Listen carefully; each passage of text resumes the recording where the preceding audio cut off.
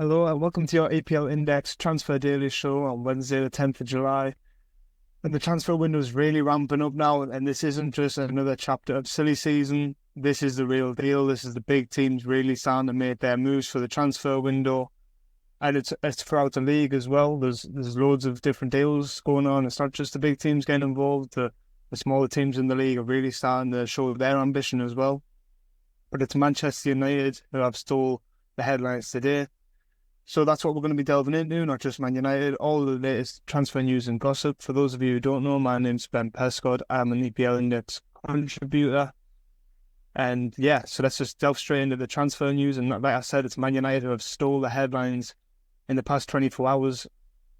So we'll start off with them. Obviously, we found out yesterday, Fabrizio Romano confirmed that they have had another bid rejected back for Jared Branthwaite by Everton immediately. That was 45 million plus 5 million add-ons. I'm pretty certain. Everton still wants 75 million pound for Branthwaite, to make of that what you will. I'm just going to fire through these because there's that much to go through for Man United, especially. It's mental. It's been a crazy 24 hours for Manchester United, but really exciting. So yeah, Branthwaite, 45 million plus 5 million rejected by Everton, 75 million still on that asking price. But then after that, Man United did have some good news. Fabrizio Romano again confirmed that Man United have had a £42 million bid accepted for Lille's Lenny Yoro, the 18-year-old centre-back. But it's not all good news, though, for Man United. In typical Man United fashion, you've got to take the good with the bad. Fabrizio Romano confirms that the player still wants Real Madrid. That is his priority. And the Spanish side are remaining calm in the situation. But the interesting twist on this is obviously Lille are insisting that Euro takes this Man United offer because it's the strongest offer on the table for Lille at the minute. Real Madrid reportedly only offered around 30 million, so there's a significant gap there for Lille in terms of the income they would generate from this move. Obviously Liverpool have been linked in the past, but Man United have had an offer accepted. But Romano does also say Real Madrid are considering just waiting until June 2025 when Lenny Yoro's contract at Lille does expire, and then signing them on a free transfer where Yoro can do whatever he pleases at that point. So, and it is important to stress, Real Madrid is Lenny Yoro's preferred destination. That is his priority. He will do everything in his power to get that Real Madrid move. He does not want Man United or Liverpool, even though Liverpool have seemingly dropped out the race, or it's run really quiet in that respect for Liverpool. And it doesn't stop there for incomings for Man United. Many of you will be aware of their interest in Joshua Zirkzee. It's something we've been speaking about for days now on EPL Index. And Romano has confirmed that again, says Man United are ready to complete that deal in the next few days. £34 million release clause, as we've mentioned previously. It'll be a 5-year contract to Zirkzee, seeing him through to 2029 at Old Trafford at least. And yeah, the final negotiations with Bologna are currently taking place, and that's just over the structure of that payment. Obviously, it's important to remember Zirkzee is away with the Netherlands national team, who are in the semi-finals of the Euros. They would play in England tonight in the semi-finals. So if they were to get knocked out at this point, that would surely speed that process up, and if they go through it'll delay things a little bit further. But expect club confirmation really, or this deal to go through by the end of this week. And this week is really promising to be the busiest week so far in the transfer window. The transfer deals are really starting to pick up. And that's not it for incomings for Man United. We've still got a couple more stories on incomings for Man United specifically. Interestingly, Fabrizio Romano reposted a tweet from 2 or 3 weeks ago about Man United's interest in Manuel Ugarte, the PSG midfielder, saying that they are in touch with PSG over the potential signing of Ugarte. So obviously he's away with Uruguay at the minute at the Copa America. So, pretty cryptic from Fabrizio Romano on this one. But there's obviously there's no smoke without fire. There's definitely talks taking place over Man United potentially getting Ugarte. And the final one is Matthias de Ligt, another one that we've been familiar with Man United's interest in, around £50 million. Apparently, Romano reiterates Man United are increasingly confident on the deal, personal terms almost agreed. It does seem similar to the Joshua Zirkzee deal. They are just negotiating the structure behind that payment of the £50 million roughly to secure De Ligt for next season. So yeah, when you look at them incomings, you've got Branthwaite and Euro, but you'd expect United to only sign one of those. You wouldn't expect them to be spending 120, 130 million on two defenders when they've got Lisandro Martinez, for example. Joshua Zirkzee to bolster that forward line. United have also been linked. This is just paper talk. This is nothing concrete. Dominic Calvert-Lewin has been a name linked in the past 24 hours. That's a bizarre one. I wouldn't read too much into that at that point, but Zirkzee and then Ugarte to strengthen that midfield, which is desperate, and De Ligt as well. So that's three centre-backs to link with incoming Branthwaite, Euro and De Ligt. I don't know how many of those are really wanted to be signing, unless they don't see Martinez as starting worthy, or I don't know, like that's almost 200 million worth of defensive talent they're going after, and you know, a bit accepted for Lenny Euro by Lille. Still pushing for the Branthwaite deal, although I have a feeling they will drop out of the race for Branthwaite at this point with the Euro and De Ligt deals progressing. I don't think they will pay the 75 million asking price for Everton and wanting.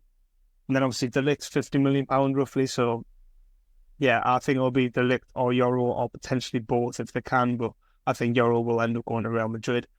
But it doesn't end there for Man United. I'm trying to go through these quickly because, you know, I don't want to just talk about one club the whole time, but it has been that busy the past 24 hours for Man United. I'll quickly touch on outgoings. There's a big story breaking in the past 24 hours. Mason Greenwood is off to Marseille by the looks of things. £30 million deal, but a huge 40 or 50% selling clause for Man United in that deal. Romano confirms that was a crucial part of negotiations with clubs. You know, we spoke yesterday about Barcelona, Atletico Madrid, Juventus all being interested in Mason Greenwood. It is Marseille. He'll be joining Roberto De Zerbi at Marseille. 5-year deal until 2029. And Greenwood's not the only one, although that one is more progressed. Jadon Sancho is also expected to leave the club in the next week or two. Juventus are interested. They're leading the race at the moment, and Sancho does want that Juventus move. It is important to stress. So yeah, so just to quickly round up, that's Branthwaite, Euro, Zirkzee, Ugarte, De Ligt, all potential incomers for Man United, all major progression in those deals in the last 24 hours really, and Mason Greenwood and Jadon Sancho expected to leave. Now that's enough of Man United talk. We'll move on to a couple of other teams that have been really busy. Another one of those at the other end of the table, so to speak, a newly promoted side, Ipswich Town, are really making strides in the transfer window. And I love talking about Ipswich Town and teams like that, newly promoted teams, really being ambitious, which they are.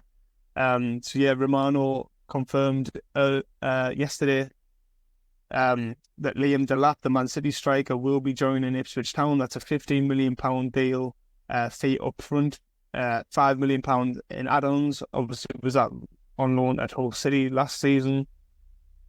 You know, very promising striker, target forward, really handy, big, strong forward. It'll be interesting to see how he gets on in the Premier League. I don't think he'd pull up big numbers, big goal scoring numbers, but you never know. It depends how Ipswich are going to plan to play under McKenna.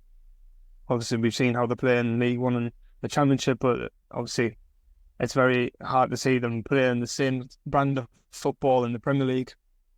And I just mentioned there that Liam Delap was on loan at Hull City last season. Well, they are closing in on two other permanent Hull City players. They are closing in on a £35 million double swoop for Hull City players, Jaden Philogene and Jacob Greaves. Obviously, Jaden Philogene, we spoke about yesterday. Everton and Crystal Palace linked with him. Obviously, Barcelona were interested in him at one point. But it does look like Philogene and Greaves will be going to Ipswich Town. That is also only a matter of time. £35 million for combined. So that's £50 million worth of money spent by Ipswich Town already. Really ambitious, and it's really good to see a lower team coming into the league and really wanting to lay the marker down, and hopefully it goes well. But the clever thing with these deals for me is these are three players that if they were to go back down, you know, they'd either make the money back on them, especially Philogene and Greaves, or they'd stay and have a really good chance of getting promoted again. These are the type of players that will get you promoted again, or you can recoup the cash, or maybe for even more if they have a good season. You know, you look back at previous seasons where clubs have been relegated but players have stood out. one that springs to mind for me, for some reason, is Ismail Assar for Watford. They never cashed in on him, and I bet they really regretted it because he was never really the same after that season. I think it was about 2020 when Liverpool were linked with him for about 30 million. But yeah, those are the kind of players that can be like gems for these lower league teams. Moving on to Chelsea. Obviously, I always make this joke, we can't have an EPL Index Transfer Daily Show without some Chelsea news. Relatively quiet in comparison to the previous days and weeks in the transfer window. Obviously, expect to have 8 signings done already by mid-July. The latest name being linked with a move to Chelsea is Dortmund's Karim Adeyemi, the German forward, supposedly available for around £30 million this summer. He's been linked with the likes of Liverpool before, Man United in the past, I'm pretty sure as well. Hasn't had a great season, and the season just finished, but undoubtedly a talented player and one that Chelsea's reportedly looking at their advance. Versatile, can play out wide, can play down the middle. So yeah, that's an interesting one. It kind of makes sense. 30 million, in today's market isn't loads of money, and it's one of those. It's a fee where if it doesn't go wrong, they could recoup at least most of that cash back if they were to sell him on, just because of his stature when he was a youngster and the promise that he does definitely have. Whether he can cut it in the Premier League, will be yet to seen. But yeah, that's from one striker being linked to Chelsea to another. Obviously, they were interested in John Duran. That deal fell through. But at West Ham, and the Premier League team, West Ham, are looking to really push on with that deal and get John Duran to West Ham this summer, preparing a bid supposedly around 25 to 30 million for the striker. Aston Villa were holding on for around 40 million with Chelsea, but that deal did fall through. West Ham are pushing to sign John Duran from Aston Villa. He is expected to leave Aston Villa still, despite that Chelsea move Britain down, so this is a move that makes plenty of sense. West Ham looking for a striker without a doubt, and John Duran could be Julian Lopetegui's man. Obviously, secured Max Kilmer for 40 million earlier. I think it was actually at the end of last week. Sorry. So they are definitely being ambitious in the transfer window. So yeah, we'll have to see how that one progresses. Staying in London, Arsenal have been really busy this transfer window in terms of gossip. We've got quite a bit to report on for Arsenal. Obviously, we mentioned yesterday that Calafiori, the Bologna defender, is expected to sign this week for a fee around £45 million. That is still the case. That is still just a waiting confirmation. Everything is supposedly fine with that deal that is going through. And the knock-on effect of that one is obviously Arsenal will have to let some players go. Calafiori is obviously going to fit into that left side of defence. So that'll be Jacob Kiwior. The recent reports are suggesting is heading out of Arsenal after just one or two seasons, I think it is, at the club. Was originally signed for 20 million. Apparently he is heading out of the club for around £12 million, which is a pretty poor loss from Arsenal, pretty poor piece of transfer business. Inter Milan are currently leading the race for the defender. So yeah, he is expected to leave in the near future to try and get some cash back into the club and maybe put into other signings. And speaking of other signings, another defensive target for Arsenal reportedly is Ferdi Karioglu. I'm sorry if I'm mispronouncing that. The defender being linked with Arsenal, also being linked with Man United, so that's another one to keep an eye on over the next few days. And finishing off with Arsenal's rivals, Spurs, Turkish reports are reporting that they are closing in on £21 million signing for Sebastian Szymanski. Some of you may remember him from earlier on in the Euros, impressed for Poland, the winger, really, really quick, quite good on the ball, was Poland's main outlet in them in those games where they were really under pressure. So yeah, I'll be interested to see what Spurs do in this window, obviously linked with Eberechi Eze as well, but reports today suggesting that Man City could be in the race to sign Eze, and they would be willing to trigger Eze's £60 million release clause, which Spurs have been reluctant to do so.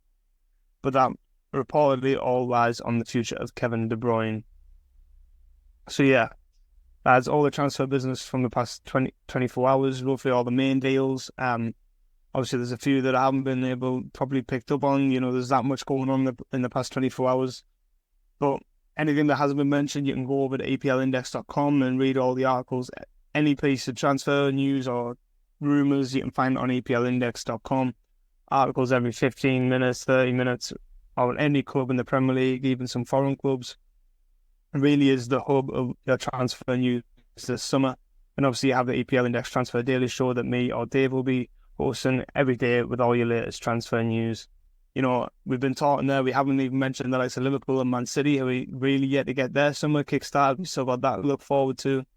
And a lot of clubs who are yet to really kickstart their transfer business. But as it stands, Man United and Arsenal are the two main ones to look out for in the next few days. But yeah, keep an eye out for the EPL Index Transfer Daily. You'll get all your news on there. And I will see you tomorrow for the next EPL Index Transfer Daily Show, where we might have some confirmed deals to go through.